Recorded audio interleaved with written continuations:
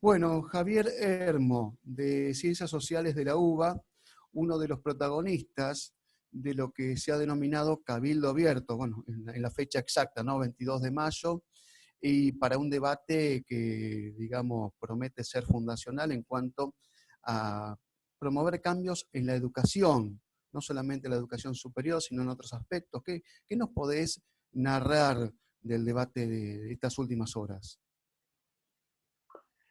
Bueno, en primer lugar, la iniciativa surgió de un grupo de compañeros que estamos inmersos en el campo educativo desde hace muchos años y arrancamos con el tema de educación superior, que es uno de los múltiples campos que tiene la educación desde ya. Y en este caso particular, lo que se comenzó a plantear es la necesidad de volver a dar un debate sobre la necesaria modificación de la Ley de Educación Superior, entendiendo que la ley es una parte de un entramado normativo, y no solamente normativo, sino de criterios de funcionamiento y de organización del subsistema de educación superior, que para arrancar tiene 25 años y fue producto de el menemismo y el auge del neoliberalismo en el mundo, con lo cual hay un conjunto de conceptos que ya en su momento muchos de los que hoy nos reunimos para discutir esto estuvimos en contra de los criterios que proponía el menemismo en la Ley de Educación Superior, y de hecho los que en ese momento eran nuestros diputados del Frente Grande Frepaso se opusieron a la ley. Pero bueno, la ley es la que existe, tiene una enorme cantidad de parches, parches que son en parte leyes, pero sobre todo resoluciones, decretos reglamentarios, etcétera. Y hoy en día hace falta repensar todo eso. En primer lugar, porque, como acabo de decir, obviamente surgió en un contexto muy distinto del actual. En segundo lugar, y también producto de, recordamos que el año anterior, 94, se había producido la reforma constitucional sobre la base del Pacto de Olivos. Esa ley de educación superior también implicó una suerte de Pacto de Olivos, porque si bien el radicalismo resistió, también acordó una cantidad de cosas en relación con eso. Me refiero al Partido Sí, sí, sí. Radical, que en ese momento estaba bien estructurado. Los rebeldes, que estábamos por fuera del PJ y de la UCR, El que como grupo digo, de en los ese 8, momento, famoso. claro, en ese momento ya Claro, era Frente Grande ya era Frente Frepaso, Grande, sí. Sí, sí, sí, sí. ya nos opusimos, y muchos otros compañeras y compañeros que sin haberse ido del PJ o del radicalismo tampoco estaban a favor. Ahora, más allá de esa historia, que es necesario simplemente para recordar que como toda ley es contingente a un momento histórico y surge de un determinado contexto, lo cierto es que hay una cantidad de cosas que también en el año 95 no existían, o sí existían y no se consideraban. Por ejemplo, la problemática de género, para mencionar una. Claro. Sí, sí. Digo, hoy necesariamente pensamos cualquier política, y mucho más en el ámbito educativo, desde la transversalidad del género, pero también de las diversidades, también de la necesidad de dar cuenta de las múltiples voces, etc. La ley no es que no sirva para nada y haya que derogarla y armar un esquema de cero, sino que lo que hay que hacer es pensar qué cosas de las que la ley prevé no funcionan, y de hecho se empezó a hablar de eso, qué cosas funcionan y no tienen cobertura porque no estaban previstas en una ley hace 25 años, y qué cosas se agregaron en todos estos años, o inclusive se fueron modificando. Hubo reflexiones en este foro, que fue un foro muy importante porque estuvieron presentes ex ministros de Educación como Daniel Filmus y Alberto Silioni, ex ministros de Educación provinciales como Tete Romero y Silvia Rosqués, rectores de universidades como Adrián Canelotto de la Universidad Pedagógica y Rodolfo Tecchi de la Universidad Nacional de Jujuy, decanas como Carolina Mera, decana de mi Facultad de Ciencias Sociales de la UBA, y como Beatriz Gentile, decana de la Facultad de Ciencias Humanas de Comahue, Claro. una cantidad muy importante de especialistas en áreas de educación superior diversas. Los gremios, también estuvo la Secretaría General de CETERA, Sonia Leso, el Secretario general de CONADU, Carlos de Fe, o sea, hubo una representación institucional y política muy fuerte y con gente con mucho conocimiento y trayectoria en el área. Claro. Entonces, Sí, eso le da una potencia a la hora de discutir sí, los caminos mucho mayor. seguro. Eh, Javier. Nosotros lo hicimos desde, y déjame que cierro con Sí, sí, esto sí, antes sí. de continuar con las Sí. preguntas, lo hicimos desde un conjunto de instituciones y fundaciones vinculadas a los sectores políticos que lo estamos impulsando. Y por supuesto, abierto, no está cerrado, ni mucho menos. La idea es comenzar una discusión para que se sumen muchas más. Yo particularmente, ya lo dije, estoy en el CERTE Grande, en la Fundación Acción para la Comunidad, que fue la organización nuestra que estuvo en esto, Ujú. y soy el secretario de Gestión Institucional de la Facultad de Ciencias Sociales de la UBA en este Ah, momento, pero no lo hago desde ese lugar institucional. Ahora, obviamente, ocupo ese lugar. perfecto, Javier. Cuando hablamos de educación superior, creo que casi estrictamente nos referimos a la educación universitaria. Yo para hacer una aclaración a nuestros televidentes y oyentes. Javier, está muy bien el En marco que has puesto. en realidad, perdóname que te diga algo ahí. En realidad no, la educación superior comprende la educación superior universitaria y la no universitaria. Ah, Así lo perfecto. plantea la ley, Sí. y de hecho ese fue uno de los temas en debate acerca de Ah, si debería repensarse eso o no, porque lo ah, cierto es que ahí hay un tema que es que todo lo que es educación terciaria no universitaria depende de las jurisdicciones, de las provincias, que son las que regulan, controlan, dan autorizaciones y demás para el funcionamiento de los terciarios, de formación docente, etcétera, y todo lo que es universitario depende del Ministerio de Educación Nacional. claro, Entonces ahí hay un tema de seguro. resolución que, bueno, es Ujú, parte de lo que hay que debatir. seguro. Estaba diciendo bueno, has expuesto un muy buen marco general en todo esto, pero por ahí la necesidad, mi curiosidad apunta a cuestiones también específicas, ¿no? Que puedan servir de disparadores. Por lo menos, brevemente, 2 o 3 puntos que son preocupaciones prioritarias, en las cuales, bueno, hagamos esta modificación ya urgente, estas son las necesidades urgentes, 2 o 3 simplemente. Bueno, uno es este que acabo de mencionar Sí, y que es central porque tiene que ver además con la discusión de la formación docente. De hecho, uno de los próximos cabildos, porque como dije, este fue el primero, pero habrá otros, uno de los próximos está dedicado exclusivamente a la cuestión de la formación docente, porque la discusión de una mejora en la educación siempre tiene que partir de una discusión en la mejora de la calidad de la formación de quienes son el elemento central de la educación, que somos los docentes. ujú, Con docentes mal pagos, mal formados, no puede esperarse que haya una buena educación. Entonces, se requiere que haya no solamente mejores salarios, sino que también ponerle mucha atención a cómo es el sistema de formación docente y que haya cierta lógica común. Ahí en el gobierno de Cristina, en el gobierno de Néstor y en el gobierno de Cristina, se hizo un intento en este sentido creando el INFODE, el Instituto Nacional de Formación Docente, para unificar criterios, porque recordemos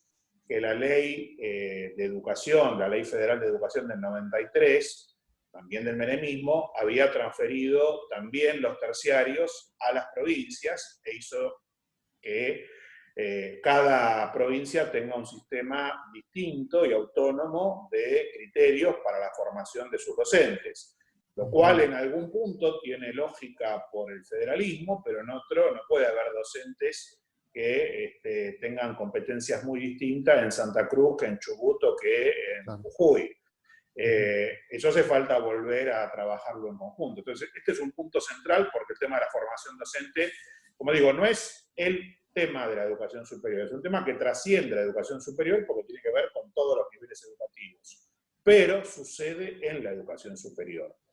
La segunda cuestión, que es crucial, es la de asegurar la democracia universitaria. La ley 24521, vigente, la ley de educación superior, establecía que todo docente universitario, después de 2 años de que no se hubiera llamado a concurso, tenía sí o sí que ser considerado estable a todos los fines, no solamente laborales, sino de la ciudadanía universitaria.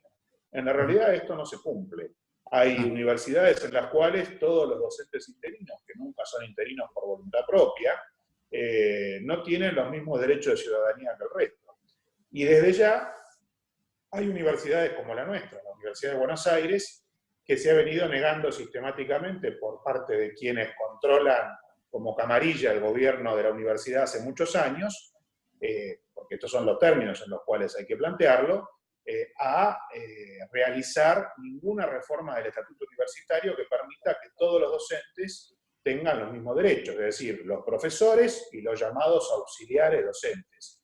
Esto en su momento fue un tema de discusión importante cuando se aprobó la Ley de Educación Superior y fue una de las cosas que justamente negociaron los radicales que por entonces tenían mayoría entre los rectores con el PJ para asegurar que no hubiera un punto que estableciera un régimen de votación directa de autoridades universitarias. Hubiera sido un punto importante en la democratización. No alcanza, pero es un principio.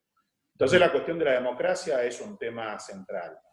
Otra cuestión central tiene que ver con, y de la mano de esto va, la vigencia del convenio colectivo de trabajo que está firmado, pero que no es solamente el reconocimiento de la existencia de los sindicatos docentes, sino el hecho de que hay una cantidad de regulaciones que tienen que ver con la carrera docente, que tienen que ver con asegurar ciertas condiciones que son fundamentales para que este otro principio de la democracia universitaria se vea consolidado, pero también para asegurar un acceso mucho más amplio a la docencia y en condiciones más igualitarias.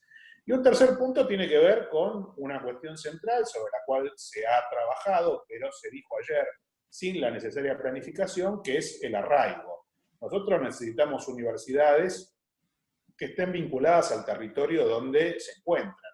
No necesitamos que haya en todos lados universidades que den derecho, medicina, contador y carreras tradicionales, porque de esa manera evitamos que la gente venga a Buenos Aires o a Córdoba o a La Plata a buscar esas cargas. Necesitamos universidades integradas en su entorno, con planificación, con lógicas que exceden lo meramente educativo y universitario y que tienen que ver con el desarrollo regional, integrado, con una cantidad de discusiones que implican a otros actores que no estamos en las universidades. Por supuesto, bueno, pero implica...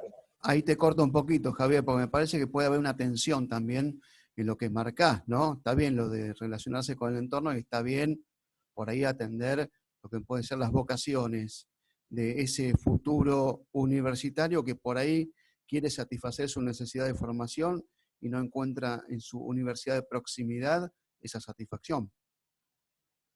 No, por supuesto, pero para eso hay caminos que tienen que ver con la articulación y la integración del sistema universitario nacional.